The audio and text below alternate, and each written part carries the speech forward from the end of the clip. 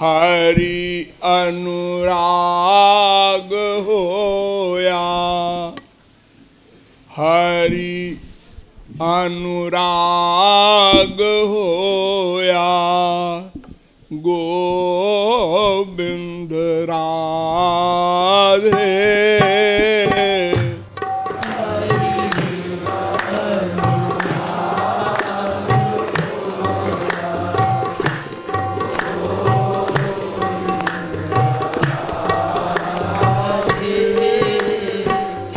हरि अनुराग होया, गोविंद राधे। हरि अनुराग होया, गोविंद राधे।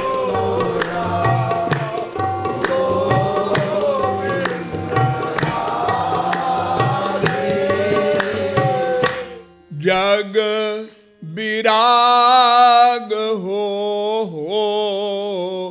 मन से बता दे। जग विराग हो मन से बता दे। अब तक आप लोगों को यह बताया गया संसार से वैराग्य या भगवान से अनुराग, ये दोनों कार्य मन को ही करना है। प्रत्येक कर्म का कर्ता मन माना गया है। हमारे संसार में भी मन के कर्म की इम्पोर्टेंस है। हमारे सांसारिक शासन में भी किसी भी अपराध के विषय में यह देखा जाता है कि इसके मन की मंशा थी या नहीं। कोई किस मंशा से वर्क कर रहा है यह देखा जाता है। अब संसार अल्पज्ञ है। यहां कोर्ट कचहरी में गवाही वगैरह से जजमेंट होता है, लेकिन भगवान के यहां ये सब नहीं होता। एको देव सर्वभूतेषु गूढ़ः सर्वव्यापी सर्वभूतांतरात्मा। वेद कहता है भगवान सबके हृदय में बैठकर स्वयं लिखते हैं, स्वयं जजमेंट देते हैं, स्वयं दंड देते हैं। इसलिए वहां कोई गड़बड़ी का चांस नहीं। तो मन की मंशा से ही संसार में भी कर्म माना जाता है। अन्यथा आप लोग ससुराल में कितनी गालियां खाते हैं, परिहास में आप हंसते रहते हैं। ढोल बजा बजा करके स्त्रियां गाली देती हैं ससुराल में, और आप बड़े शौक से सुनते हैं। खाने के बाद भी 10 मिनट बैठे रहते हैं। होली पर देखिए, मूर्ख शिरोमणि की उपाधि के लिए आप कितना प्रयत्न करते हैं। 1 अप्रैल को देखो, एक दूसरे को बेवकूफ बनाते हैं। तो सर्वत्र हमारे संसार में भी मन की मंशा देखी जाती है। तेनैवालिंगिता कांता, ये वक्षस्थल है, इसी से माँ का आलिंगन, इसी से बाप का आलिंगन, इसी से बेटे का आलिंगन, इसी से बीबी का आलिंगन, इसी से पति का आलिंगन। लेकिन सबकी भावना में अंतर है। एक के आलिंगन से लठ चल जाते हैं और एक के आलिंगन से विभोर हो जाता है। तो क्रिया से कोई मतलब नहीं, मन की मंशा प्रमुख है। लेकिन भगवान के यहां तो चूंकि भगवान ही निर्णायक है, इसलिए कोई डाउट का प्रश्न नहीं। तो मन ही कर्म का करता है। पाप कौन करता है? मन। पुण्य कौन करता है? मन। वैराग्य कौन करता है? मन। भगवान से अनुराग कौन करता है? मन। बस एक सिद्धांत रट लो।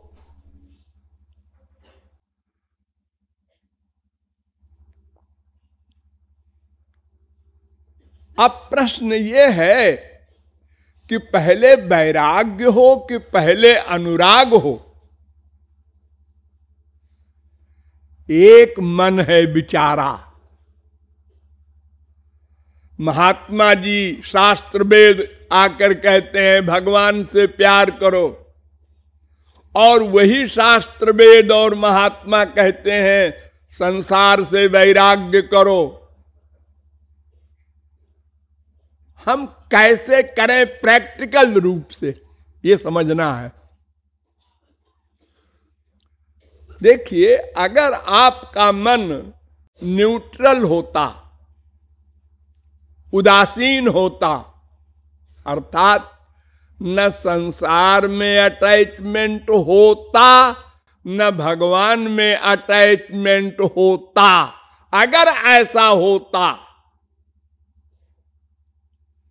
और कोई शास्त्र वेद संत हमसे कहता भगवान में आनंद है, लगा दे, तो हम एक सेकंड में लगा देते, क्योंकि हम तो स्वार्थी हैं। हमारा स्वार्थ जहां हल होगा वहीं मन का अटैचमेंट हो जाएगा, प्रैक्टिस नहीं करना पड़ेगा। स्वार्थ में भी अगर कहीं पर एक पैसे का स्वार्थ सिद्ध हो रहा है, दूसरी जगह 2 पैसे का स्वार्थ सिद्ध हो रहा है, तो हम संसार में भी 2 पैसे वाला अपनाते हैं। अरे यहां तो 1 पैसे का प्रॉफिट है, नहीं वो। और जहां एक जगह चप्पल जूता मिलता है, एक जगह परमानंद मिलता है, ऐसा प्रश्न हो, अरे तो वहां क्या प्रॉब्लम है?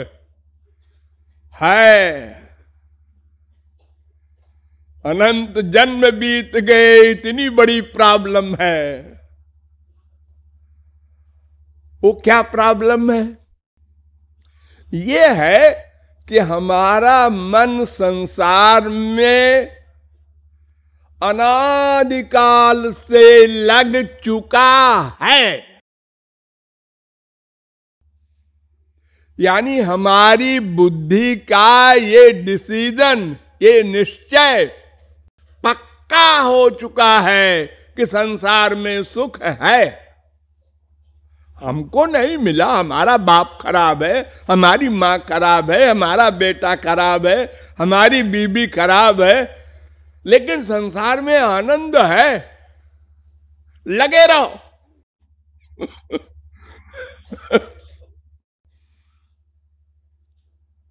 ये आदमी खराब है, ये अच्छा होगा, ये भी खराब निकला, ये अच्छा होगा।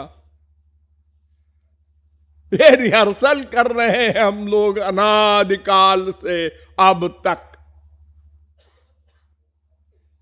फिर भी पक्का नहीं हो सका कि यहां सब गड़बड़ है। नर्मदा के कंकर सब संकर, कूप में ही यहां भांग घुरी है। और कोई बुरी बात नहीं है। अरे भाई, जैसे हम भूखे हैं आनंद के, ऐसे ही सब है।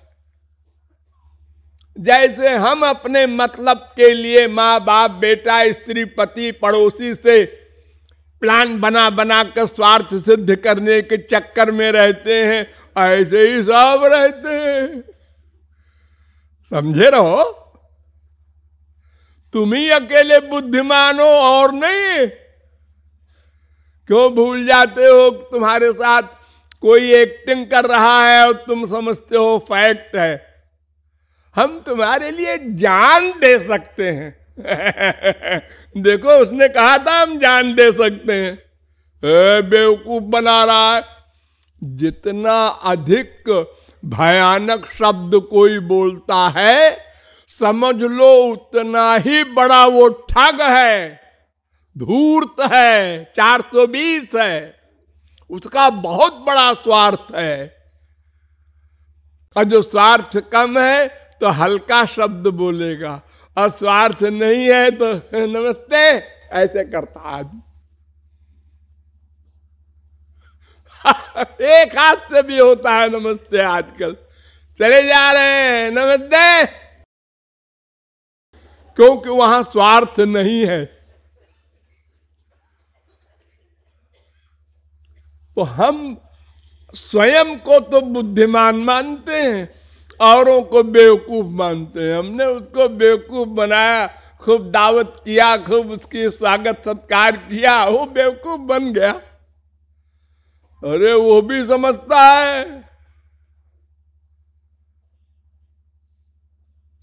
तो संसार में हमारे मन का अटैचमेंट प्रगाढ़ हो चुका है। हम उदासीन नहीं हैं मन से। ये प्रॉब्लम है। बड़े बड़े संत आए, जगत गुरुओं के बाप आए, भगवान आए, और सब चले गए। बैरंग हम अपनी जगह डटे हैं। संसार में सुख है, अरे हम वेद हैं, अरे हम शास्त्र हैं, ठीक है ठीक है। अरे हम वेद व्यास भगवान के अवतार बोल रहे हैं, अरे ठीक है आप बोल रहे होंगे, हमारा भी तो कोई निश्चय है। हम बीए हैं, एमए हैं, पीएचडी हैं, आईएएस। ओह ये अपनी बुद्धि का अहंकार लेकर हम लोग संसार से मन को हटा न सके, इसलिए भगवान में लगाने का प्रश्न ही नहीं, क्योंकि एक ही तो मन है। तो संसार में सुख नहीं है, ये बात समझकर सुनकर रटकर नहीं, बुद्धि में बैठा कर। ये जो मिलता है सुख, ये क्या है? ये हमारा ही माना हुआ सुख है, हमारा माना हुआ। हमने माना है हमारा यहां स्वार्थ सिद्ध होगा, इसलिए मन का प्यार हो गया। जिस क्षण में ये ज्ञान हो गया यहां स्वार्थ सिद्ध नहीं होगा, वैराग्य। एक दिन में 10 बार मां बाप बेटा स्त्री पति में प्यार होता है और वैराग्य होता है डेली। आपकी बुद्धि इतनी कमजोर है कि आपकी रीडिंग ठीक ठीक डिसीजन नहीं ले पाती। हमने जरा सी कोई बात कही, मां ने मान लिया, बाप ने मान लिया, बेटे ने मान लिया। क्या बीबी मिली है, क्या बेटा मिला है, क्या बाप मिला है। और 10 मिनट बाद दूसरी मैंने आज्ञा दी, दूसरी डिमांड की, और वो बैठा रहा। डाउन हो गया टेम्परेचर वो प्यार वाला। तीसरी बार बिल्कुल नहीं माना उसने हमारी बात। चौथी बार उसने जबान से उल्टा जवाब दे दिया। बस लड़ाई हो गई, स्त्री पति बाप बेटे सब जगह। यानी स्वार्थ सिद्धि की लिमिट के अनुसार वो प्यार का टेम्परेचर अप डाउन होता रहता है, दिन में 10 बार।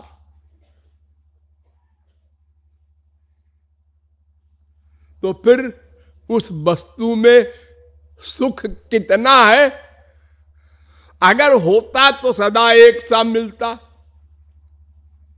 देखो चीनी मीठी होती है ना, हाँ, तो वो दिन भर में चाहे जय बार चीनी खाओ, वो तो मीठी लगनी चाहिए, लगती है। तो अगर किसी व्यक्ति में सुख है तो सदा मिलना चाहिए उससे ना। भूख लगी है तो खाना अच्छा लगता है, पेट भर गया उल्टी हो जाएगी। अरे रसगुल्ला है, अरे क्या रसगुल्ला रसगुल्ला करते हैं आप, अब जगह ही नहीं है।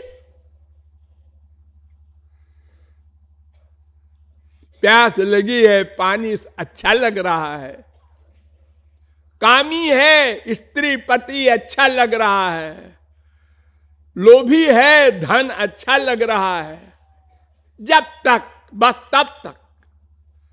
और जैसे ही वो कम हुई उसकी इच्छा, वैसे ही प्यार कम, और इच्छा खत्म, प्यार खत्म। About turn.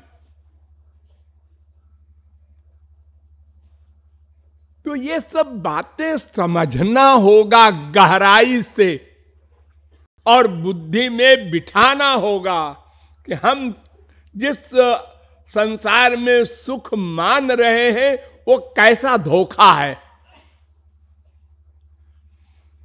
एक शराबी को शराब की बोतल ना हो, खाली पानी भर दो और कह दो शराब है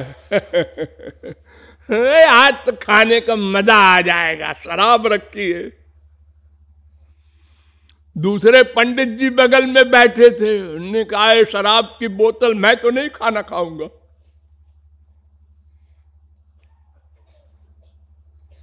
अरे वो शराब नहीं है, पानी है, लेकिन उसके नाम से शराबी को सुख और उसके नाम से पंडित जी को चिढ़।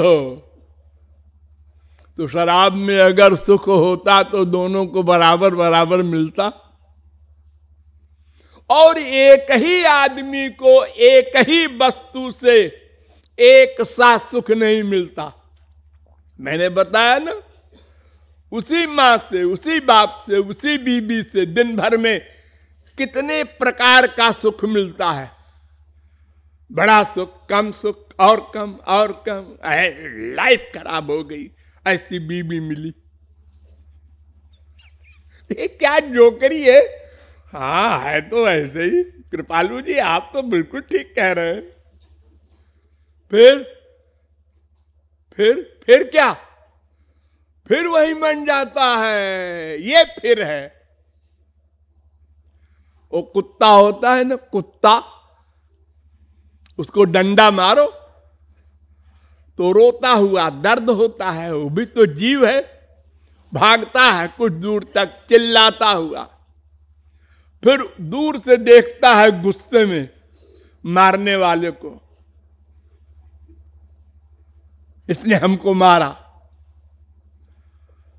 और 2 मिनट बाद फिर रोटी का टुकड़ा दिखाया, पूंछ हिलाता हुआ फिर आ गया। फिर मारा, फिर गया गुस्से में देखा, फिर रोटी का टुकड़ा दिखाया, फिर आ गया। बस ये हमारा हाल है।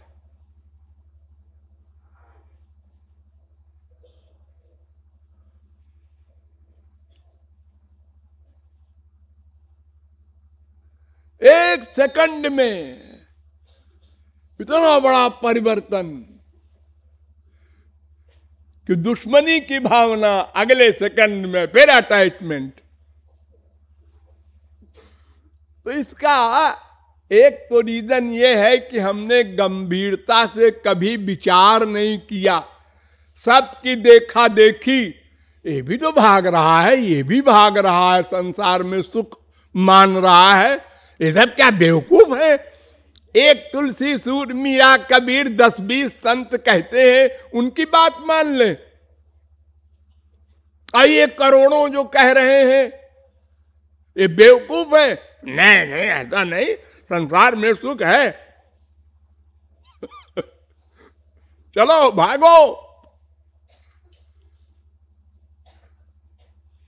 तो संसार में सुख नहीं है। अगर ये डिसीजन हो भी जाए, ध्यान दो, मान लो हो गया आपको पक्का संसार में सुख नहीं है, तो अब बचा कौन? भगवान। तीसरी कोई चीज नहीं है जहां आपको डाउट हो कि हो सकता है वहां भी सुख हो। है ही नहीं तीसरी चीज कोई। भगवान में सुख होगा। चलो ये भी मान लिया,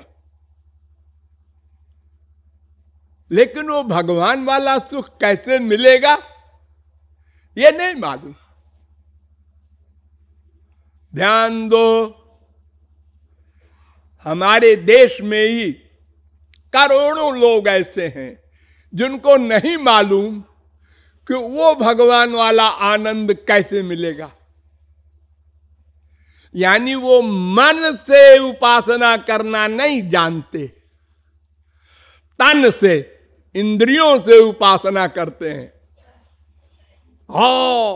जज साहब 1 घंटा पूजा में बैठते हैं, कलेक्टर साहब 2 घंटा बैठते। क्या करते हैं 2 घंटा 1 घंटा? मूर्तियों की पूजा करते हैं, किताब पढ़ते हैं, जप करते हैं। इससे क्या होगा? इससे क्या होगा? हमारे पंडित जी ने कहा ऐसा किए जाओ तो मरने के बाद भगवान मिलेंगे। मरने के बाद कोई नई चीज नहीं मिलती। मरने के पहले जो आपको मिली रहती है चीज, वही मरने के बाद मिल जाती है। बस 0.1% अधिक नहीं मिलेगी। मरने के पहले आपका भगवान से प्यार जिस लिमिट में है, मरने के बाद भगवान उतने ही फल दे देंगे आपको। अब मरते समय तक तो आपका संसार में अटैचमेंट है और आप आशा करते हैं गोलोक मिलेगा, क्योंकि हमने चारों धाम की मार्चिंग की है। बद्रीनारायण भी गए थे, रामेश्वरम भी गए थे, द्वारिका भी गए थे, जगन्नाथ जी भी गए थे। अरे करोड़ बार गए जा चुके हो, एक बार नहीं। अब तुमको याद नहीं है, एक जन्म का याद होगा। अरे अनंत जन्म बीत चुके, अनंत बार 84 लाख योनियों में गए हो, अनंत बार मनुष्य बने हो, अनंत बार चारों धाम गए हो, सब कर चुके।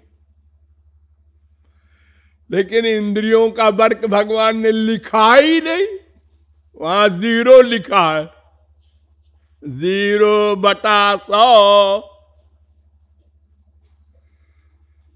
अरे इतना हमने राधे राधे राधे राधे किया।